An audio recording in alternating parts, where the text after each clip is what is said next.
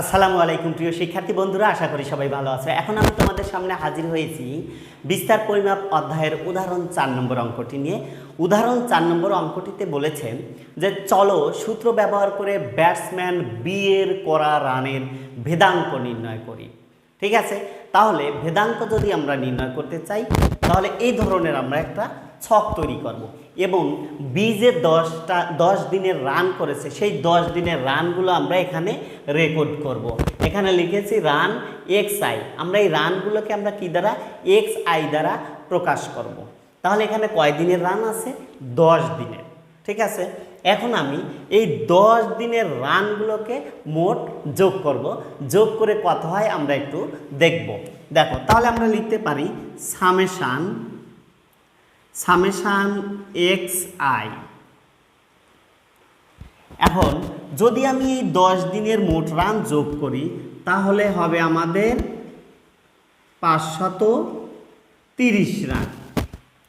ঠিক আছে, তাহলে আমরা কিন্তু এই যে 10 দিনের যে রান আছে রানটা আমরা বের করে ফেললাম। এখন আমরা কি করব? এক্স আই বার পেয়েছি আমরা। এই এক্স আই বার মানে হলো গাণিতিক গড়। আমরা গাণিতিক গড়টা আমরা এখন বের করে নেব। আমরা লিখতে পারি যে গাণিতিক গড়,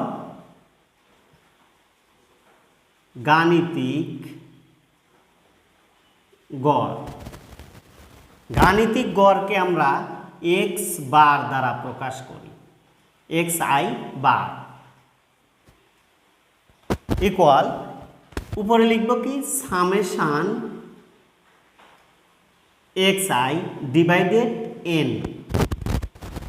এখানে এক্স সামেশান এক্স আই মানে কি, এই যে আমরা যে যোগফল করেছি 10 দিনের রান, এই রানগুলো আমরা লিখব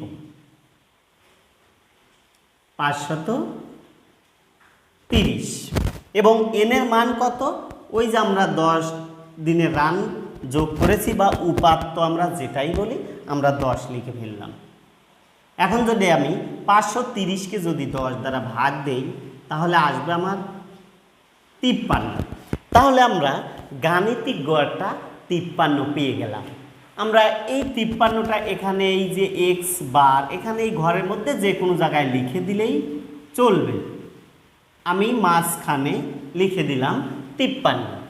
এরপরে দেখো পরের ঘরটাতে আছে x i minus x bar, x i minus x bar, অর্থাৎ আমরা এই এক্স আই থেকে এই যে রান করেছে আর এই যে গড় রান, এই দুটো আমরা বিয়োগ করব।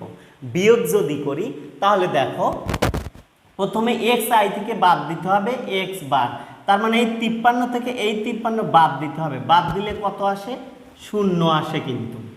এরপরে আবার এই 46 থেকে আমাদের বিয়োগ করতে হবে 53, অর্থাৎ এইভাবে 46 মাইনাস 53, তাহলে কিন্তু আমাদের আসবে কত? -7। -7 এই জন্যই আসবে কারণ মাইনাসের যে সংখ্যাটা এইটা কিন্তু বড়, এই জন্য -7 আসলো। তাহলে দেখো এখানে আমরা লিখতে পারি -7। এরপরে আবার এই 48 বিয়োগ 53, এখানে কিন্তু আমাদের আসবে -5। এরপরে দেখো 50 বিয়োগ 53, এখানেও কিন্তু আসবে -3। এরপরে 53 বিয়োগ 53, এখানে কিন্তু আমরা 0 পাচ্ছি। আবার 53 বিয়োগ 53, আবার আমরা 0 পাচ্ছি। এরপরে 58 বিয়োগ 53, এখানে কিন্তু আমরা +5 পাবো কারণ এখানে এক্স আই এর মানটা বড়। এরপরে দেখো আমরা 60 বিয়োগ 53, এখানে আমরা পাবো কত? 7 এবং +7 পাবো, কারণ হলো এক্স আই এর মান কিন্তু বড়। এরপরে দেখো এই 57 মাইনাস 53, তাহলে আসবে আমাদের কত? 4। এরপরে দেখো 52 মাইনাস 53, এখানে কিন্তু আমাদের আবার -1 আসবে। ঠিক আছে, তাহলে আমরা কিন্তু এক্স আই মাইনাস এক্স বারের মানগুলো বিয়োগ করে বের করে ফেললাম। এখন আমরা কি করব, এই সংখ্যাগুলোকে, যে সংখ্যাগুলো আমরা পেলাম এইগুলোকে আমরা কি করব, বর্গ করব। বর্গ যদি করি তাহলে দেখো শূন্যের উপর স্কোয়ার করতে হবে, অর্থাৎ 0 গুণন 0 শূন্যই কিন্তু হয়। এখানে দেখো -7 আছে।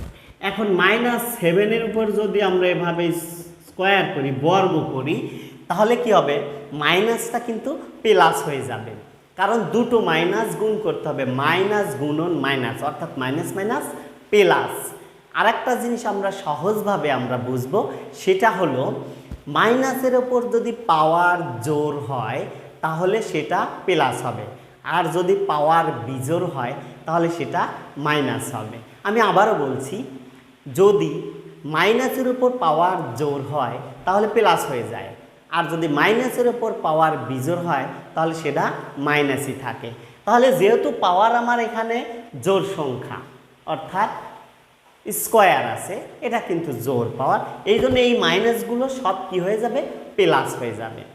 দেখো এখন তাহলে মাইনাসটা প্লাস হয়ে গেল, 7 7 49, এ মাইনাসও প্লাস হয়ে যাবে। এইভাবে যদি আমরা কাজ করি, এবং 5 5 25, এরপরে মাইনাস মাইনাস প্লাস হবে, 3 3 9, কারণ আমরা কিন্তু সবগুলো বর্গ করছি, সবগুলো এভাবে বর্গ করছি এইভাবে, তাহলে মাইনাস মাইনাস প্লাস হয়ে যায়, আর 3 3 9, আর এখানে মাইনাস মাইনাস প্লাস হয়ে যায় 7 7 49, সবগুলো কিন্তু এইভাবে আসছে। এখন দেখো এই 0-এর উপর স্কোয়ার করলে 0ই হবে, এই 0-এর উপর স্কোয়ার করলে 0ই হবে, আর 5-এর উপর যদি স্কোয়ার করি 5 5 25 হবে। এখানে হবে 7-এর উপর স্কোয়ার করলে 7 7 49, এগুলো কিন্তু সব ধনাত্মক মান, এগুলো তত কিছু নেই। আর এখানে হবে কত, 4 4 16, আর এইখানে কিন্তু মাইনাস আছে, তার মানে প্লাস হয়ে যাবে, আর 1 গুণন 1, তার মানে 1 হককে 1।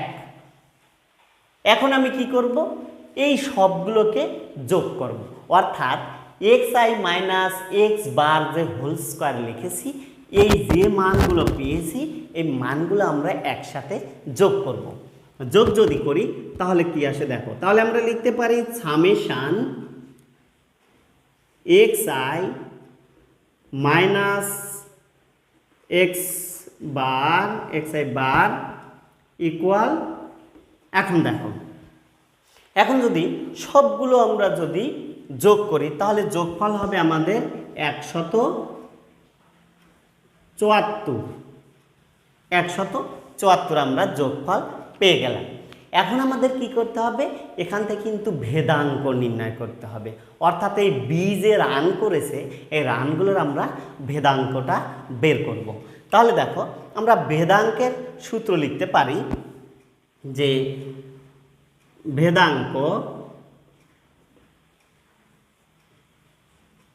ভেদাঙ্ককে আমরা সিগমা স্কোয়ার দ্বারা প্রকাশ করি, আর এইটা কিন্তু একটা অবিন্যস্ত উপাত্ত, এটি কিন্তু বিন্যস্ত করা নয়, এটি একটি অবিন্যস্ত বা অশ্রেণীকৃত উপাত্ত।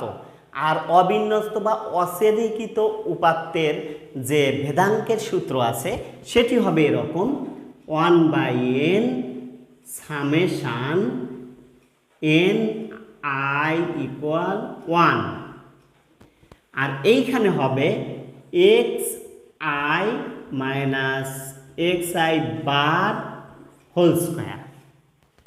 এইটাই হবে কিন্তু ভেদাঙ্কের সূত্র, অর্থাৎ অশ্রেণীকৃত বা অবিন্যস্ত।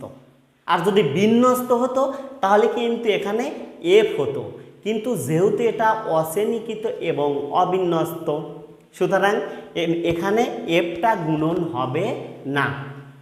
এইটাই কিন্তু সঠিক। আমাদের এই অঙ্কে কিন্তু একটু ভুল আছে বইতে। দেখো তাহলে আমরা এখানে লিখতে পারি এইটার আমরা যোগ করে পেয়েছি কত, 174। তাহলে আমরা 174 লিখে ফেললাম। আর এই এনের মান আছে কত, এনের মান আছে আমাদের 10, অর্থাৎ বি এর উপাত্ত কয়টা ছিল, রানের সংখ্যা ছিল 10 দিনের, তাই আমরা এখানে 10 দিয়ে ফেললাম। এখন দেখো 174কে যদি আমরা ভাগ দিয়ে দিই 10 দ্বারা, তাহলে আমাদের আসবে 17.4। এইটাই কিন্তু আমাদের ভেদাঙ্ক। ঠিক আছে, ভেদাঙ্ক। তাহলে আমরা নিচে লিখতে পারি যে সুতরাং ভেদাঙ্ক 17.4। ঠিক আছে প্রিয় শিক্ষার্থী, এইটাই ছিল কিন্তু আমাদের উদাহরণ 4-এর সমাধান। আশা করি অঙ্কটি বুঝেছো। আবার দেখা হবে পরবর্তী ক্লাসে। সবাই ভালো থেকো, সুস্থ থেকো। আল্লাহ হাফেজ।